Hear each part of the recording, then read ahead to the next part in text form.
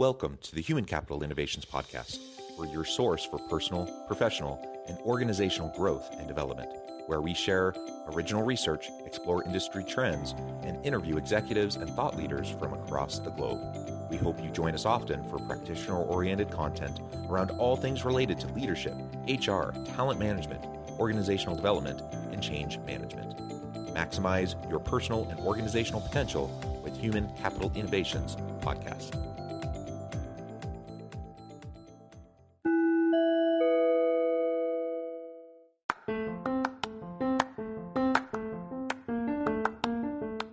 If you enjoy the Human Capital Innovations Podcast, enjoy ad-free listening by going to the Patreon page, and please consider contributing even at the producer or sponsorship level.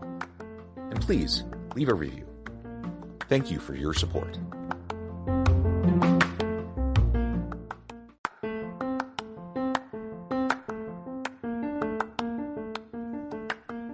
Welcome to the Human Capital Innovations Podcast. In this HCI Podcast episode, I talk with Rich Alderton about adaptability intelligence as a key leadership skill.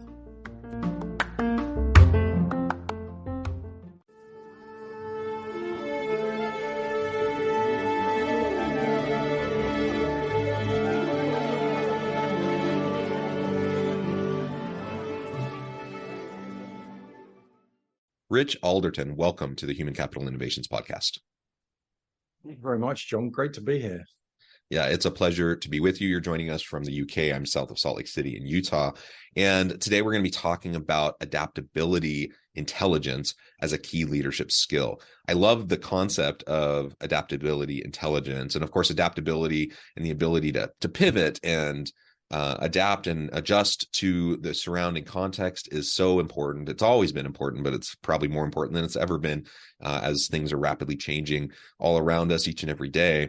And so I'm really excited to explore this with you. As we get started, I wanted to share Rich's bio with everybody. Rich has run a 1 billion supply chain and been the CEO of multinational firms. On his journey from the shop floor to the boardroom, he noticed that regardless of position, most people resist most change most of the time. So he set up high performance change to help people permanently overcome their resistance to change. And I would say the same thing. My experience has been that most people, most of the time, really do resist. As human beings, I think we like the facade of predictability. I call it a facade because I don't think it's real. I don't think things are actually that stable or that predictable. We like to tell ourselves that, but the reality is it's not. And most people want to try to stay within that bubble and feel comfortable and secure. And it just makes it all the more difficult when leaders and managers are trying to move change initiatives within organizations. It's one of the big reasons why so many change initiatives fail. So we're going to be exploring all this together. Anything else, Rich, you would like to add by way of your background or personal context before we dive on in further? Oh, no, I think that's more than enough about me. Good. Let's go ahead and start with defining adaptability intelligence. We talk about emotional intelligence and all the different EQ, IQ, LQ, there's all these different terms that people use. So Tell us what you mean by adaptability intelligence. Okay, great start. So let's take that in two parts as it's two words. If you look at the definition of adaptability, if you look at that up in the dictionary, it will say something like the ability to adjust to new conditions or to new situations, which is entirely correct. Of course, it's a little bit dry and almost entirely useless in helping us in the real world understand how to become more adaptable. So the definition, the more useful, helpful definition that I've defined it as, is a subject of three components. It's about having the curiosity to see the need or opportunity for change, to seize opportunities to manage threats. And then understanding that there is this need or opportunity. It is a fine, lovely academic exercise, but if you don't do anything about that, you're still going to get run over. So then you've got to have the courage to actually take a risk, do something new, do something you've never done before, that might fail. And all of that is good. But if you decide to, and it takes you so long to get that courage up and do something and put that curiosity to work, then again, if you're running along the tracks in the right direction, but you're not running fast enough, you're still going to get run over. So it's also about having the velocity to turn. You mentioned that word pivot. It's that ability to pivot quickly. And the reason I use the word velocity and not speed is because velocity has that directional vector content. So if you turn, but you turn in the wrong direction, you're still sunk. So adaptability is about curiosity, it's about courage, and it's about velocity. And the reason that people like myself, I didn't coin the term adaptability. That came out about 2010, according to research that I can see. We tend to treat, and we might talk more about this, we tend to treat change as a logical, linear business process, something that is linked to the world of project management.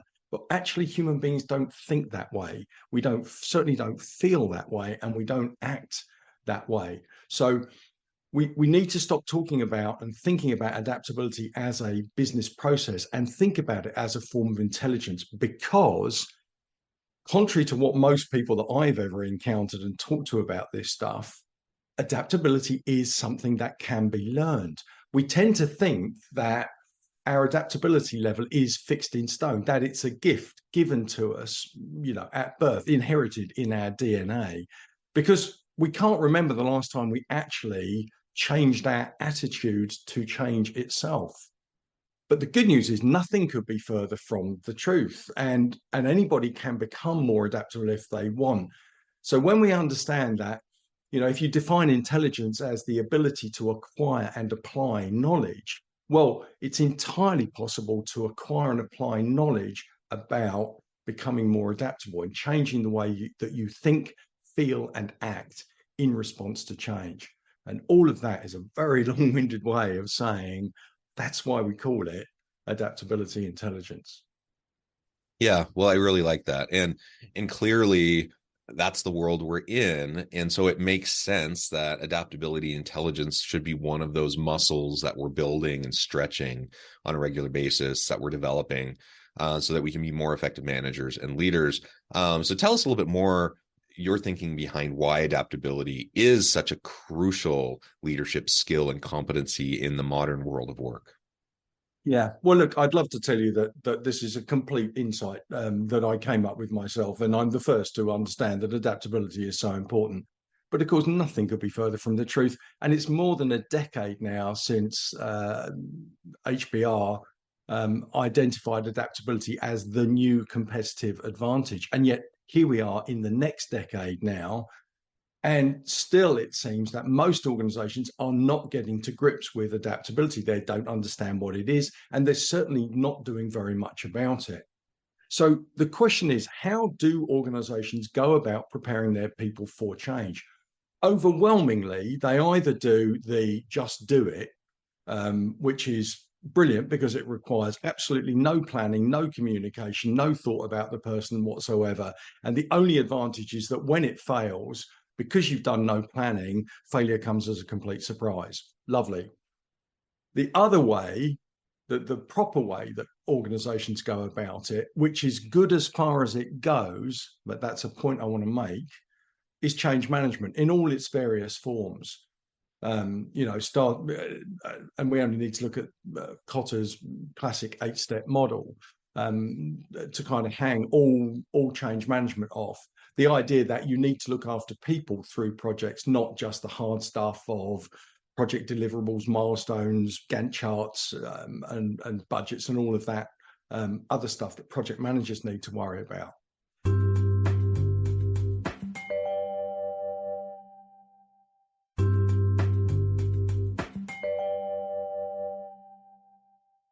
Here's the problem, though.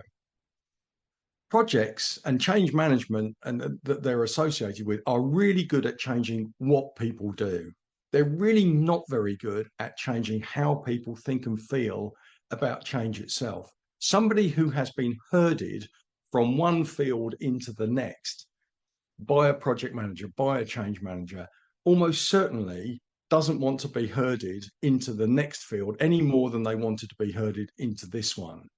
It changes what you do. It doesn't change your attitude to change. And it only prepares you for planned change in a world where, as we've all seen in the last 2 or 3 years, the war in Ukraine, COVID-19, there is more and more unplanned change coming at us. So if the only tool you are using today is project management and change management to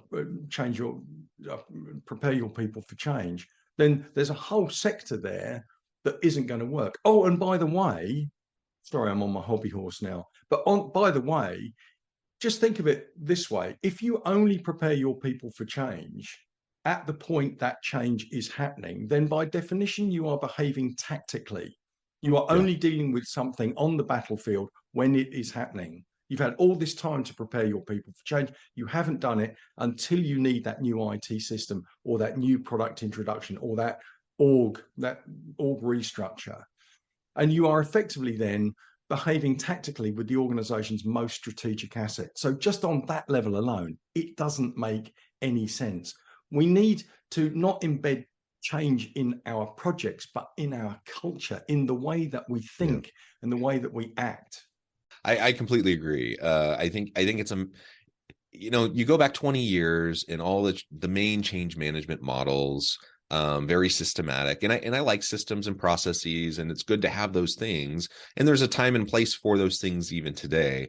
But to your point, it's about shifting mindsets and it's about shifting culture. That will ultimately change the behavior that will allow for things to happen more organically and rapidly. And so the problem with I was just doing an exec ed training a couple weeks ago, and we were talking about some change management stuff. And at one point, one of the participants, a CEO of a tech firm, they just pointed out, they're like, well, wait a minute, everything we're talking about, and they kind of just reiterated what you just said, and they said, but how does this actually help us to just be proactively, constantly engaging in adapting and changing and iterating and moving in the direction we need to go. So he kind of stole my thunder a little bit because I was getting there next, but he went there and he asked the question. I'm like, you're right. I mean, there's a time and a place for change interventions. There's a time and a place for those kind of formal processes. But in the modern world, that is where the rate and pace of change is just increasing exponentially, and not just sociocultural, economic, political, like all the external contextual factors, but like technology and the systems that we use within our organizations, like everything is changing so rapidly that it's gone are the days that we can just think about, once a year, once every few years, kind of thinking about where are we at? Where do we need to go? Let's like initiate a change process. Like, no, it needs to be embedded in who we are, in our DNA, in our culture, so that we can be constantly doing it. And if we can't get there, we're constantly going to be trying to play catch up. We're constantly being reactionary instead of proactive and really strategic. And like you said, tactical in our approach. And that's just going to set us behind. Yeah, there was a really important word. I agreed with everything you said, but there was a really important word you said in there, which was mindset. And who believes for a minute that pushing people through projects actually changes their mindset? If you just think about it from that simple point of view, then you start to realize that actually change management is really good at what it does. I am not saying we should give up on change management. The statistics over the last 30 years prove that it really helps deliver more projects on time, on budget. Even though the stats are still pretty bad, they're much better when you use change management. What I'm saying is, wouldn't it be so much easier for those project managers and change managers if the people that they inherited, the people that they were trying to unfreeze, move and refreeze, already had an adaptable mindset where they were open to the idea of change? The resistance that organizations feel today is not entirely rational. It's almost entirely irrational, because most companies come up with good ideas that are still resisted as much as bad ideas. And the reason for that is because people aren't resisting your change, your beloved new IT implementation. I'm a consultant, so I'm duty bound to use the iceberg metaphor at some point in my life, and here it comes. What they're doing is they're only addressing their bit of the iceberg. It's all of that innate, deep-rooted, 50,000-year-old resistance to change, because we see change as a threat to our security, and that drives fear and anxiety. These are the things we've got to be dealing with. Talking about how brilliant this new IT system is going to be, that doesn't even register in the mind, because we haven't got past all of that adrenaline that people are feeling, that shuts the brain down from active thought, and just goes straight into fight or flight mode. There, you might as well be going blah blah blah, with all the rationale and brilliant talking and communication that you're doing.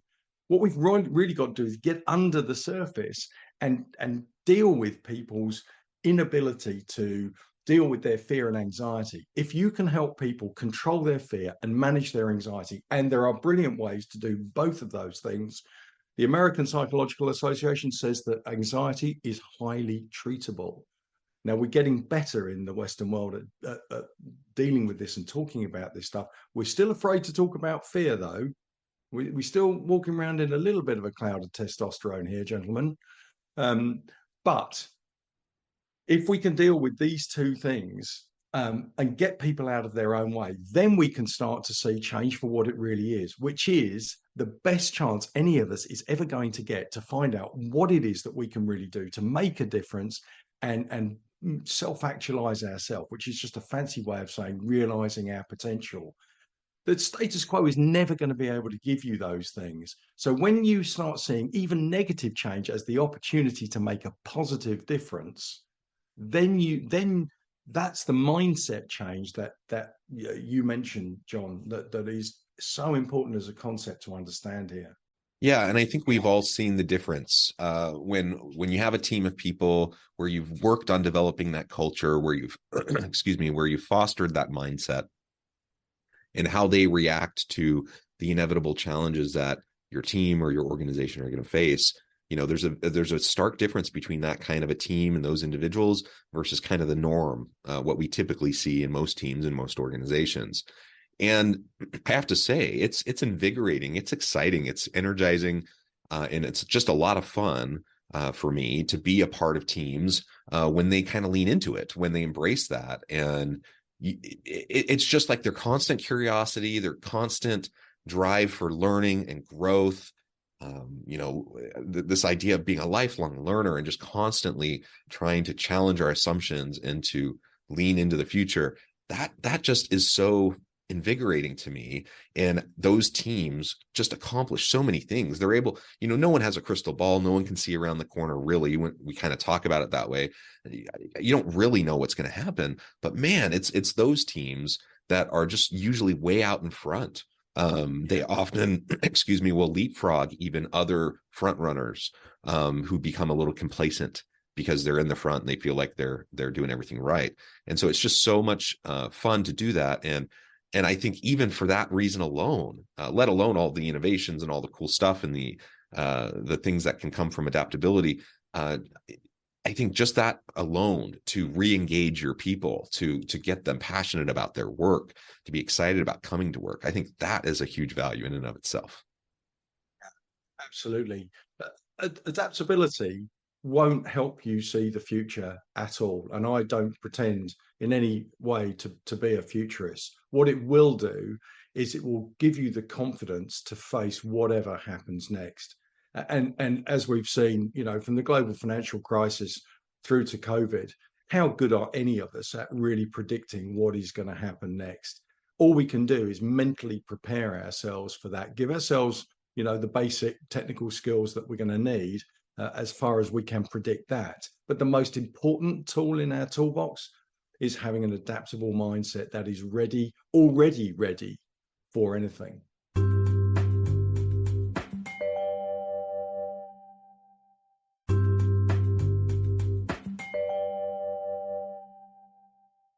So at this point, we're 3 years into this pandemic or endemic, however you want to frame it these days.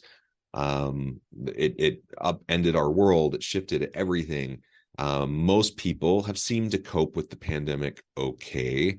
Obviously there's been challenges and there's been mental health issues, and it's been a challenging time to be sure. But people have kind of adapted. They've learned to get through it okay. Why do you think most of us need to work even more on that adaptability, though? I mean, it seems like people have kind of adapted all right, haven't they? So why is this continuing to be even more important? Okay, that brings up a really, really interesting debate, because have they? I'm glad you put it as a question. Have they really adapted? Because for me, there is a big difference between resilience and adaptability. Again, let's go back to our dictionary. Resilience is defined as the ability to bounce back, for a deformed shape to retake its original form. It's what palm trees do in hurricanes. They'll bend with that extreme change for as long as is needed.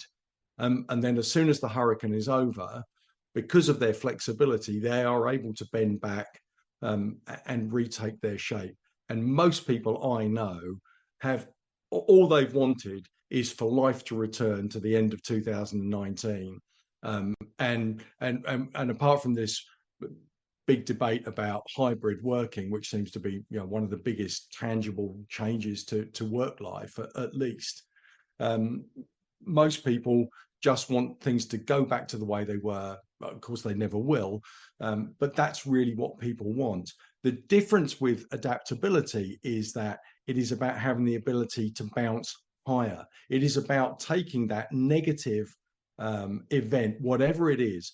They say you really find out who you are when the chips are down, and sometimes when we are sent down into the negative spiral, and we're sent down into the bottom of the valley, that's when we spring back the highest. And the opportunity, what an adaptive mind says is, I'm not just going to bounce back here. I'm going to use that energy that the universe has given me, even though it's negative energy, and I'm going to turn it into more than I was given, and I'm going to turn it into something positive. There's that story about realtors who, when the housing market goes into a bust down cycle, that there are those who go, oh my goodness, the world is ending. And there are those who go, this is brilliant, because when the upcycle next comes, there's going to be fewer realtors about, and I'm going to clean up. It's that kind of mindset that can see even negative change as the opportunity to make a positive difference. So no, I don't think the world has demonstrated massive adaptability. I think it's demonstrated fantastic resilience, but those two are different things. Yeah, I think that's fantastic. And it's important to just remember, like, resilience is super important. That's another topic we could really explore. Absolutely vital in the modern world, but it is fundamentally different. And yeah, the number of times I'm in conversations with individuals who just want things to get back to the way they were, which happens all the time. Like most of the conversations I have seem to have some element of that. And I'm like, what is this back to the way it was, like this supposed idyllic time that existed previously. Like, there have always been challenges. There's always been upheaval and concerns, and there's no idyllic time actually. But we just kind of reflect back and just kind of, because we're more comfortable, we just kind of wish it was that way again. The reality is things are always changing. Nothing is ever perfect. There's always challenges. There have been in our past, there are today, there will be in the future. And so I think just getting past that and not always striving to get back to the way things were, but to lean into how things can be is a powerful mindset shift. And it can set you up for some really cool things to happen. I mean, the truth about the future is that we don't know what's going to happen. We can plan, we can, have strategic foresight, we can do all these different types of things, but we don't know what's going to happen. That's scary. We like security. We like a sense of predictability. So it's scary when we don't know what's going to happen. But the truth is, when you don't know what's going to happen, it also means that there's endless possibilities. Like, anything could happen. So it doesn't have to be a bad thing. It doesn't need to be scary. You mentioned fear earlier. It doesn't need to be something we're fearful about. It can be something that we can lean into in terms of and be optimistic in terms of the opportunities and leverage these opportunities. But that can only happen as we're adaptive and as we can do that rapidly with velocity, like you mentioned. So exactly to that point, one challenge I like to put to leaders and CEOs that I talk to is show me your strategy. Do you think that strategy is going to be implemented as first written? And these days, nobody I talk to will say yes to that. Everybody believes that some of the strategy is going to be irrelevant, some of it will be emergent and come along the way, and some of it there won't be time for or budget, whatever. So then I say, well, where in there is the bit of your strategy that prepares your company for the unknown bits that you have no idea what's going to happen to you yet? And then, of course, there's a bit of a pause. So my recommendation always, and to your listeners, is make sure that there's something in your strategy that is specifically designed to give your people this skill set called adaptability. Because guess what? If you have an adaptable mindset and a culture of adaptability in your organization, then it will unlock their ability to do all of those other things in your strategy more quickly, which means that they'll happen easier and more completely and at lower cost. And then when the world does pivot in ways that you can't yet imagine, guess what? There's only going to be one bit of your strategy that's still relevant, the only bit that you can possibly future-proof about your organization, and that is giving it that mindset that you talked about of adaptability. Yeah, I love it. Well, Rich, this has just been a fantastic conversation. I know at the time I need to let you go, but before we wrap things up for today, I just wanted to give you a chance to share with the audience how they can connect with you, find out more about your work, and then give us the final word on the topic for today. Okay. Well, thanks very much for the chance. www.highperformancechange.com. All of my contact details are in there. I'm on LinkedIn, Rich Alderton. And my final word on the subject would be adaptability is the one skill to rule them all. It will, if you don't have adaptability, you are going to suffer a derail of your strategy. Stress levels will go up and you will pull your culture below the line by the resistance of change that you will increasingly find as you drive more and more change. The really good news is, and what I really want people to take away, is that adaptability is a skill that can be learned. That's why we call it adaptability intelligence. Lovely. Wonderful. Thank you, Rich. It's been a real pleasure. I encourage the audience to reach out and get connected, find out more about what Rich and his team can do for you. And as always, I hope everyone can stay healthy and safe, that you can find meaning and purpose at work each and every day. And I hope you all have a great week.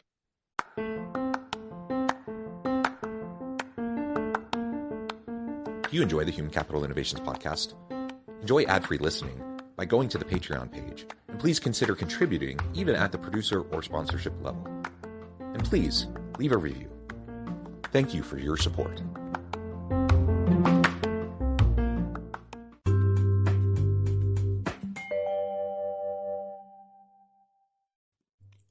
Thanks again for joining us for this episode of the Human Capital Innovations podcast. I hope you stay healthy and safe and that you have a great week.